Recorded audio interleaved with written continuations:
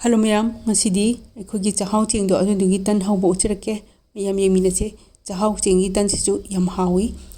चाहाव से लेरे सेसा अदो चाहाव से फजना चामथो मतुंगदा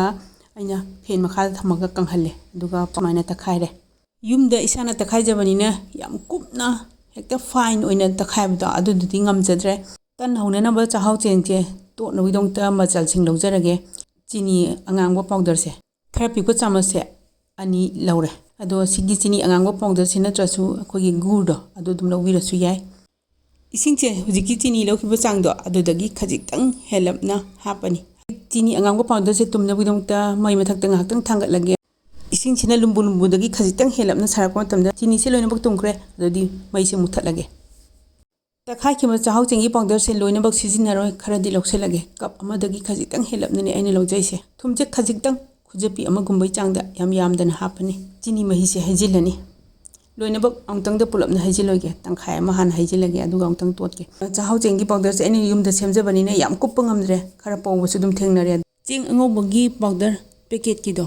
मैतै चेंग नतबगी मयांग चेंगी हाइतारे खरा चावबो चामच अमगुंबै चांगदा हापचिलनी लेमहौरिबा चीनी मही दुसु लोइनबक हापचिलनी चेंग अंगौबगी पाउडर से चामच अमगम हापचिनखिगे सुमाइना मैतै चेंग नतबगी चेंग अंगौबगी पाउडर से यामदबिदा खरा यानसिनबसिना चाहाव चेंग सिदी याम नपिदना चाहाव चेंगी नपदो अदुसु खरा हंथरनी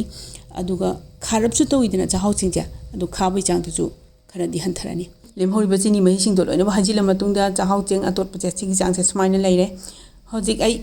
चाहाव चेंगी तनसे हेना महाव लेनबुदमक्ता युबी अकंग खरा सिंचित सिलगा हापचिलनी चीनी मही तोलबा चाहाव चेंगसे ग्राइंडर की जार अपिखसिदा हापचिलगा सेकेंड ट्रांगा गोंबा उंगनी युमदा सेंबा चाहाव चेंगी पाउडरनिना तखाबा यौदबा चेंग मचा मचा अकुप्पा खरा यावे अदुसिंदो ग्राइंडर की जार सिदा हापचिलगा तखाइरगदी लोइनबक थोटख्रे लोइनबक मांगख्रे अदुदी चाहाव तनसे हौनविदमक्ता अतोटपा सरुक मचा अमा लौरगे खुबाक अनिगी मरक्ता थमगा लैरगा मतुम तारनी अखोगी खुदकी खुजेंसिगा थंगनबा खुबाकी सरुक अमदी खुसा अहुमसिगी मतोनसे सिजिनरगा नम्मनबगा पाअनबा मतमसिदा मयाइसे सेखाइरे खाइरे इसिना ताकोदी मा इसिंग खरा वाटली हाइने अदुना इसिंगजे खजि खजि खुना खिएगा अतोपा मिनिट अहुम अमगा मुक तोलनी तोलिंगाइसदा आइना सुमाइना इसिंग खजि खजि खिकपसिदा याम चोटपा मानिबा अदुबु मिनिट मखाइगुम तोला मतुंगददी मासे अदुम कंगकनिबा सिगी चोली चांगसे सुमाइना चोलो इसिंगजे अहुम मरिरा कुंबा खजि खजि खिएगा चाहाव चेंगसे मिनिट अहुम चंगना तोलबा मतुंगदा जना थोले अदुदी तन हौनउदोंता सेंबा यारनी अखोगी खुदकी खुबाक अनिसिदा थावसे यामदबिदा ड्रॉप मरी मंगा हापचिलगा खुबाक अनिमसे थावसे फजना तैरबा मतुंगदा तन हौनबिदोंता सरुक मचा अमा लौरनी खुबाक अनिसिगी मरक्ता थमगा लैरगा मतुम तारबा मतुंगदा खुजेंगा थंगनबा खुदकी सरुक अमदी खुसा मतोन अहुमजे सिजिनरगा नम्मनमगा पाअलनी खुसा अहुमसिगी खुद अहुमसिगी मतोनसिना तमतमना नम्मनमगा दुम सेंबिबा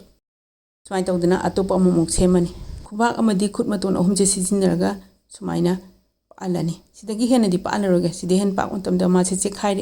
चेखाइरगदी होरेन कामखलोइदुनी यारे सिगी चांगसे त सेमद्रगा सु स्टील की प्लेट अमा लौरनी मसेसिदा थावसे ड्रॉप अमा हापचिलनी अदुगा प्लेट से सिनबा थुंगना थावसे नालनी अदुम ताखिबसिंगदा अदुदा तपना सुमाइना थम्मनी खुद मतोनसिना नमगा सुमाइना पाअलनी अदुदी हुजिक तनसे हौनबिदमक्ता योटकी खांग अमा लौरे थावसे फजना सारे मैसे मीडियम द थम्मनी सेंखिबसिंगदो मथंग मथंग थादरगा हौरनी प्लेट सेंखिबदो अदु हाना थादरगे थावसे सारिमनिना मासे दुम मथंदा तमतमना दुम कामखलकनीबा गेसकी मरीसे मीडियम द थम्ममनिना खांगसे थावसे खरा इंथरअगदी तनसे कामखलोय अदुदी मैसे हाइद अमुक थम्मनी अदुगा ngahak सालनी साला मतुंगदा अमुक थादरगा तावरनी थावसिना साद्रगदी तनसे कामखटपा ngमोय अदु ख्वाइदगी लुबना चाहाव चेंगसे मुबनिना मादी काबसे हेक्ता खंगहौदे होय चुमनगी तंदुदी मचु ओलपदो उबदा दुम काबदो खंगिदना अदु सिगी चाहाव चेंगसिदी मुबनिना मागी काबदो खंगबा ngamde मनम लाकाना खंगदोमगा अदुदी चाबा यारोइदना अदुना चाहाव तन हबो मतमददी मैसे याम चेक्सना खोय सेनबा चाहाव चेंगी तनजे अथुम बोइना चाबी निंगत्रगदी चाहाव चेंगजे तोटपा मतमदा चीनी मही हापखिद्रा अदुगी चीनी महीदो हापतबिदा चुमनगी इसिंग ओइना दुम हापिबा याय अथुम चाहाव तन ओइना चाबी निंगगदी चीनी महीदो दुम हापीबा यारे अयगी अपामबगी मखा पोले अदुदी चाहाव चेंगी तनसिचु हौबलोरनिना आई वीडियो चेंग सिदी मतांसिता लोसिनजरगे येंगबिरिबा सिंगबु थागतजरी।